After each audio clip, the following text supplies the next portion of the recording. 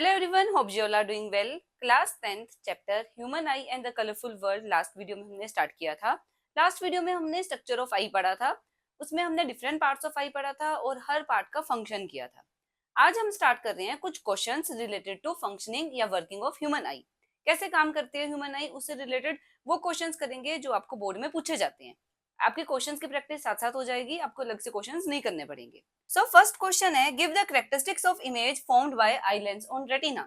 हमने पढ़ा था ह्यूमन आई में आई लेंस कन्वेक्स लेंस है और जो स्क्रीन है वो रेटिना है. रेटिना पर इमेज फॉर्म हो रही है. तो किस तरीके की इमेज फॉर्म होती है हमें ये बताना है. जो आई लेंस है वो रेटिना के ऊपर रियल एंड इन्वर्टेड उल्टी इमेज फॉर्म करता है. तो कैरेक्टरिस्टिक्स क्या हुई, रियल एंड इन्वर्टेड. बट हमें तो हमारे आसपास की सारी चीजें सीधी दिखती है, हमें आईज तो उल्टा दिखा रही है, तो वो सीधी कैसे हो जाती है. तो वो सीधी करने का काम ब्रेन करता है. ब्रेन उसको फिर से इन्वर्ट करता है. तो विदाउट इन्वर्जन हमें सारे ऑब्जेक्ट्स विजिबल होते हैं. तो आंसर क्या लिखोगे, eye lens form real and inverted image on retina. Retina पर रियल एंड इन्वर्टेड इमेज बनी. रेटिना से ये सिग्नल्स जाएंगे ऑप्टिक नर्व्स की हेल्प से ब्रेन तक. ब्रेन उस सिग्नल को इंटरप्रेट करेगा, उसको फिर से इन्वर्ट करेगा, इन्वर्टेड इमेज को फिर से इन्वर्ट करेगा और हमें एक्चुअल इमेज दिखाएगा. Brain corrects the image and show us without inversion. तो हमें जो हमारी आसपास की चीजें हैं वैसे तो वो आई उल्टा दिखाती है, बट ब्रेन उसको सीधा करता है. तो कैरेक्टरिस्टिक्स होगी real and inverted image. Retina पर रियल और इन्वर्टेड इमेज बनती है.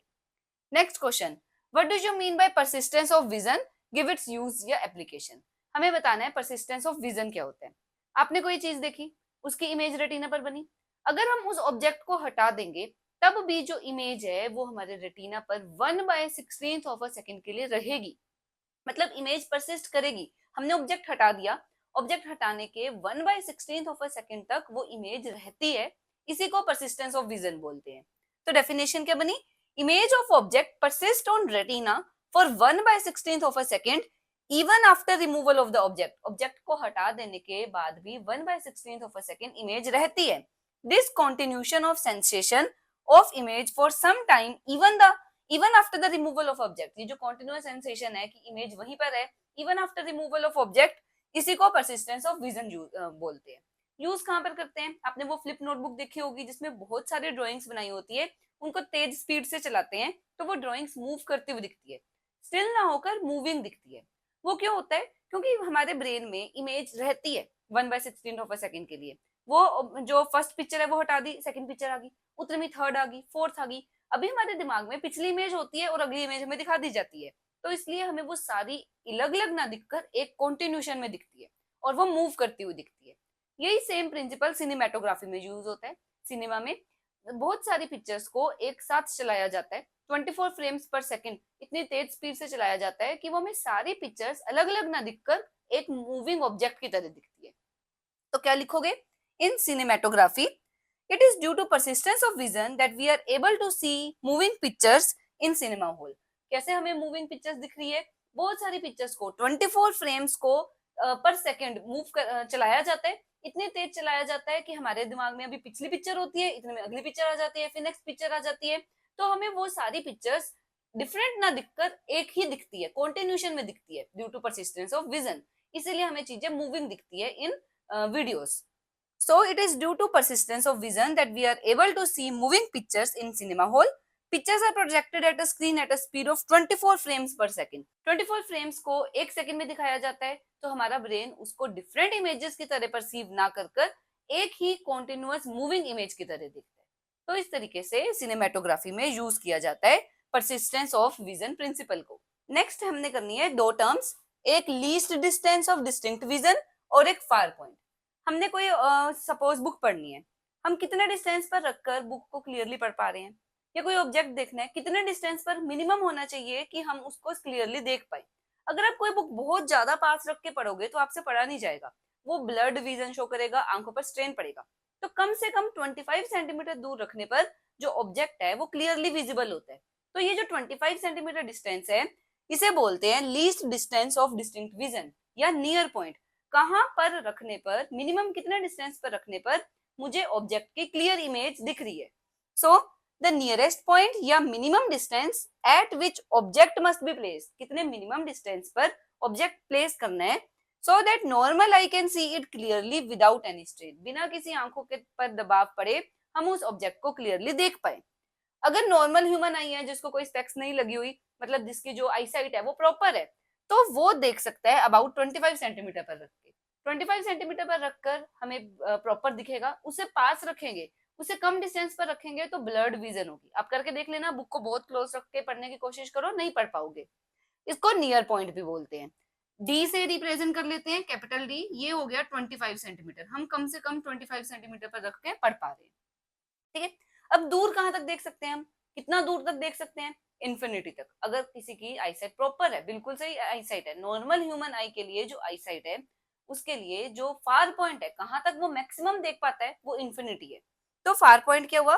द फारदेस्ट पॉइंट, सबसे दूर वाला point, up to which human eye can see clearly, कहां तक वो दूर तक क्लियरली देख पा रहा है, उसको फार पॉइंट बोलते हैं।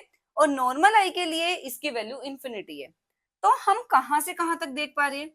इस डी पॉइंट से इन्फिनिटी एफ तक एक रेंज मिल गई मुझे। 25 सेंटीमीटर मिनिमम हो गया, मैक्सिमम नॉर्मल ह्यूमन आई के लिए इन्फिनिटी हो गया।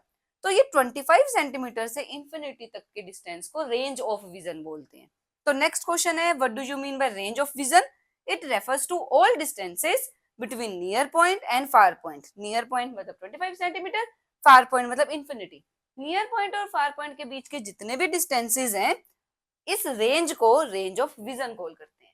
अब हमने लास्ट क्वेश्चंस में ये पढ़ लिया कि हम पास का भी देख पाते हैं, दूर का भी देख पाते हैं।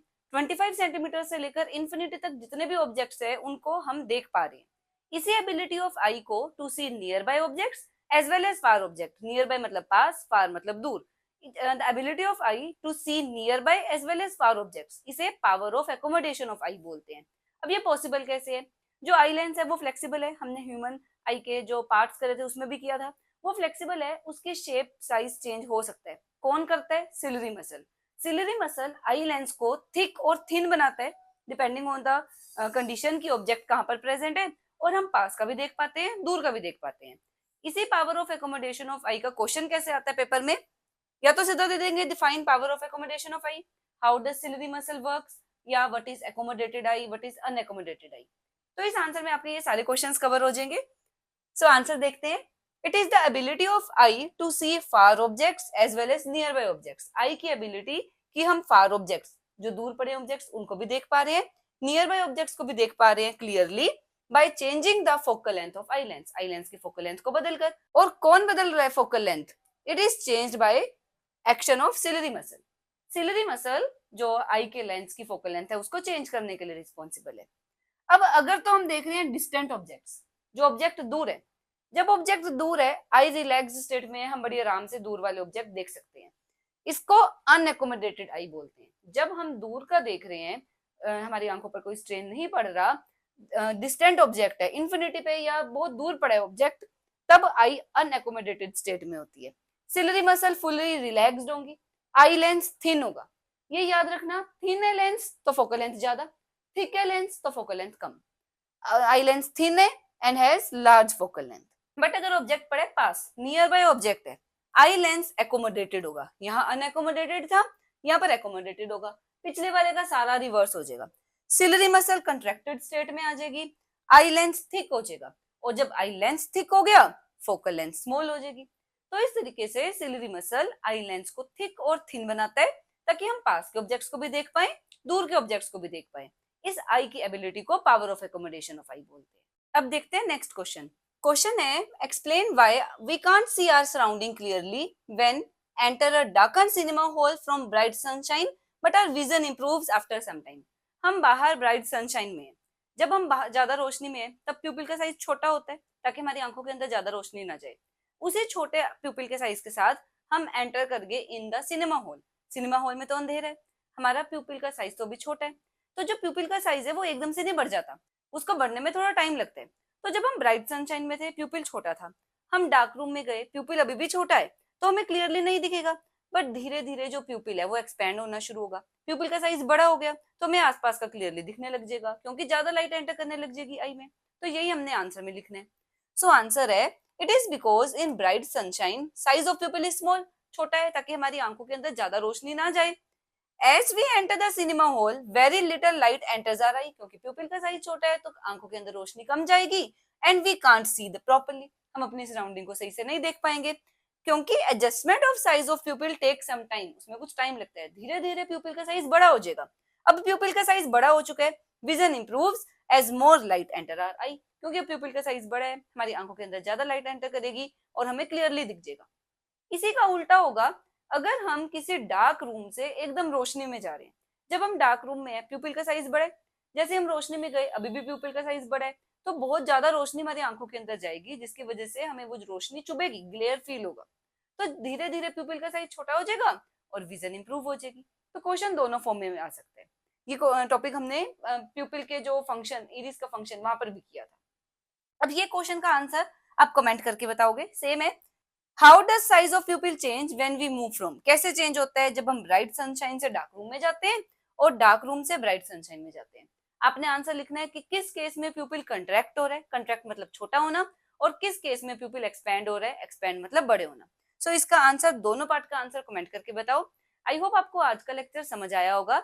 यहाँ तक हमने ह्यूमन आई के स्ट्रक्चर से रिलेटेड जितने क्वेश्चन है वो कंप्लीट कर लिए। नेक्स्ट वीडियो में हम स्टार्ट करेंगे डिफेक्ट्स ऑफ ह्यूमन आई, और 100% डिफेक्ट्स ऑफ ह्यूमन आई से क्वेश्चन बोर्ड में आना ही आना है। किस फॉर्म में आता है, डायरेक्ट क्वेश्चंस को फॉर्म, डायरेक्ट बोर्ड की प्रिपरेशन के अकॉर्डिंग क्वेश्चंस करेंगे। सो मिलेंगे नेक्स्ट वीडियो में। Till than happy learning.